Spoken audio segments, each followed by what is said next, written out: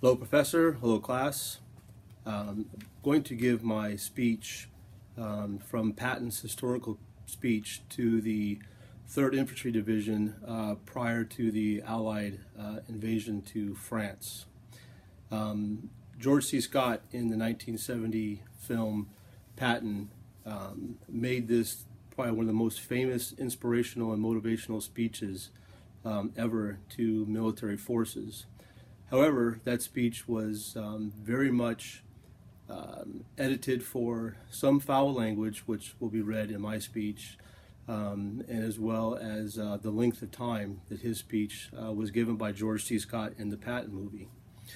I apologize for my surroundings. I'm on military training. I'm in a barracks, not too many places to walk around and practice a speech without people thinking you're a little bit crazy. So I'm in the barracks, trying to get this knocked out so I can get back to my primary training event. So with no further ado, then we will start. Men, all the stuff you hear about America not wanting to fight, wanting to stay out of the war, is a load of bullshit. Americans love to fight. All real Americans love the sting and the clash of battle. When you were kids, you all admired the champion marble shooter, the fastest runner, the best big league baseball players, and the toughest boxers. Americans love a winner and will not tolerate a loser. Americans play to win all the time. That's why Americans have never lost and will never lose a war. The thought of losing is hateful to Americans. Battle is the most significant competition in which a man can indulge. It brings out all the best. It removes the base in a man. You are all not going to die in battle. Only 2% of you right here will be killed in a major battle. Every man is scared in his first action. If he is not, he's a goddamn liar. But the real hero is the man who fights even though he's scared. Some men will get over their fight and their fright in a minute under fire. Some take an hour, and for some it takes days. But the real men never lose the fear of death and let that overpower his honor, his sense of duty to his country, and his innate manhood. All through your Army career, you men have been bitching about what you call the chicken shit drilling. That is all for a purpose: to ensure instant obedience to orders and to create constant alertness. This must be bred into every single soldier. I don't give a fuck for a man who isn't always on his toes. But the drilling has made veterans of all of you. You are ready. A man has to be alert all the time if he expects to keep on breathing. If not, some German son of a bitch will sneak up behind him and beat him to death with a sock full of shit. There are 400 neatly marked graves in Sicily, all because one man went to sleep on the job. But they are German graves, not Americans, because we caught the bastard asleep before his officer did. An army is a team. It lives, it eats, it sleeps, and it fights as a team. The individual hero stuff is bullshit. The bilowist bastard who wrote and writes that stuff for the Saturday Evening Post doesn't know anything more about real battle than he does about fucking. And we have the best team.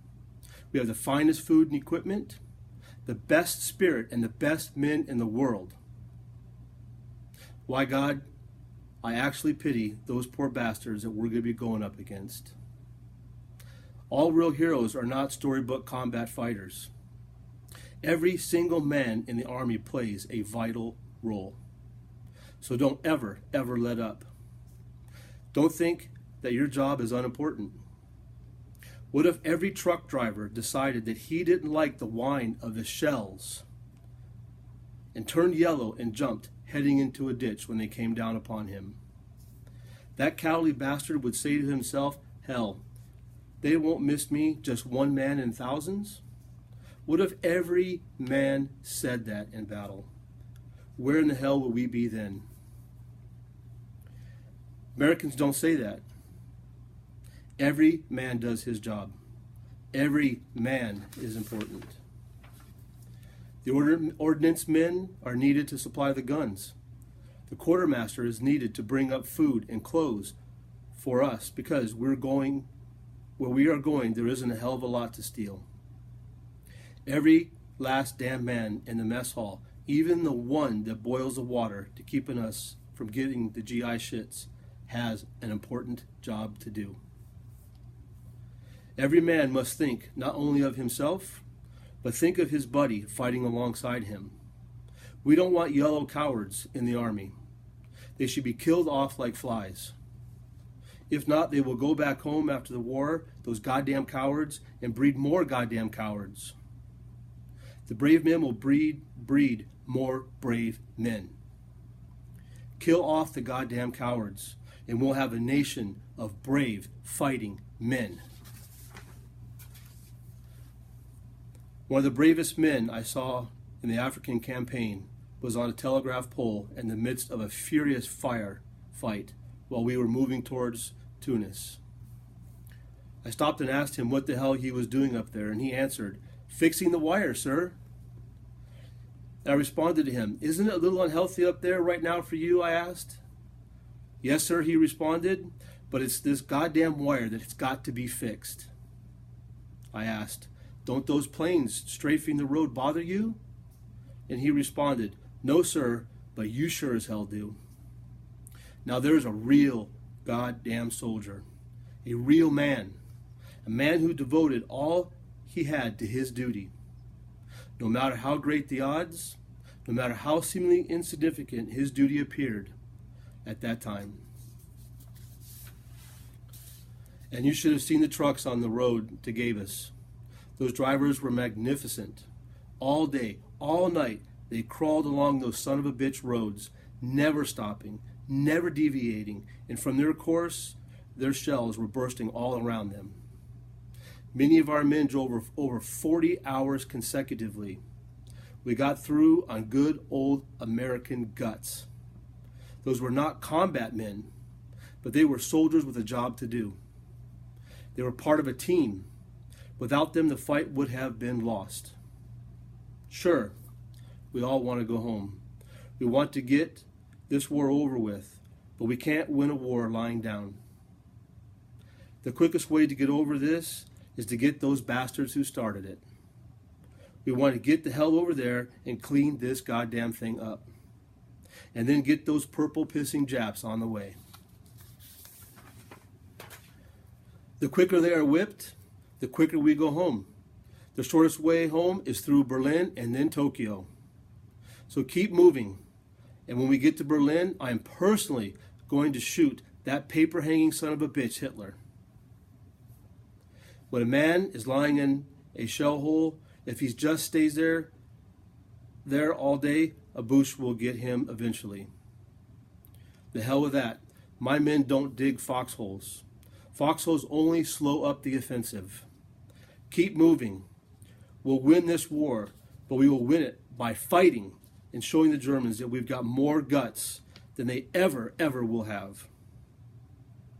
We're not just going to shoot those bastards. We're going to rip out their living goddamn guts, and we're going to use them to grease the treads of our tanks. We're going to murder those lousy hung cocksuckers by the bushel fucking basket. Some of you men are wondering whether or not you'll chicken out under fire. Don't worry about it. I can assure you that you will do your duty. War is a bloody business, and killing is a business. The Nazis, they are our enemies. Wade into them, spill their blood, or they will spill yours. Shoot them in the guts, rip open their belly. When shells are hitting all around you and you wipe the dirt from your face and you realize that it's not dirt, it's the blood and guts of the guy who is standing right next to you, you will know what to do. I don't want any messages that I'm holding my position. We're not holding any goddamn positions. We're advancing constantly, and we're not interested in holding anything except for the enemy by his balls. We're going to hold him by the balls, and we're going to kick him in his ass, twist his balls, and kick the living shit out of him all the time. Our plan of operation is to advance and keep on advancing. We're going to go through the enemy like shit through a goose. There'll be some complaints that we're pushing our people too hard. I don't give a damn about such complaints. I believe that an ounce of sweat will save a gallon of blood. The harder we push, the more Germans we will kill. The more Germans we kill, the fewer of our men that will be killed. Pushing harder means fewer casualties. I want you all to remember that. My men don't surrender. I don't want to hear of any soldier under my command being captured unless he has been hit. Even if you are hit, you can still fight. That's not just bullshit either. I want men like the lieutenant in Libya who, with a Luger against his chest, swept that gun away from his chest and then jerked the helmet off another and busted the hell out of that German with the helmet. Then he picked up that gun that he just swept away and he killed another German. All the time that man had a bullet in his lung. That's a man. That's a soldier for you. Don't forget, you don't know where I am and I'm not here. No word of that fact has to be mentioned in any letters. The world is not supposed to know where the hell I am and what they did with me. I'm not supposed to be commanding this army. I'm not even supposed to be in England. Let the first bastards find out where I am and let them be the goddamn Germans.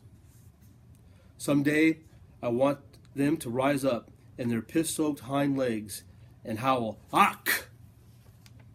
It's the goddamn Third Army, and it's that son of a bitch, Patton, again. Then there's one thing you men will be able to say when this war is over and you get back home. 30 years from now, when you're sitting by the fireside with your grandson on your knee, and he asks, "Grandpa, what did you do in that great World War II?" You won't have to cough and say, "Well, your granddaddy shoveled shit in Louisiana." No, sir.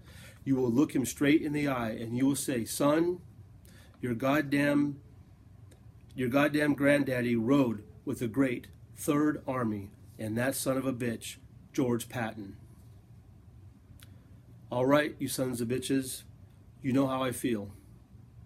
I'll be proud to lead you wonderful guys in battle anytime, anywhere. That's all.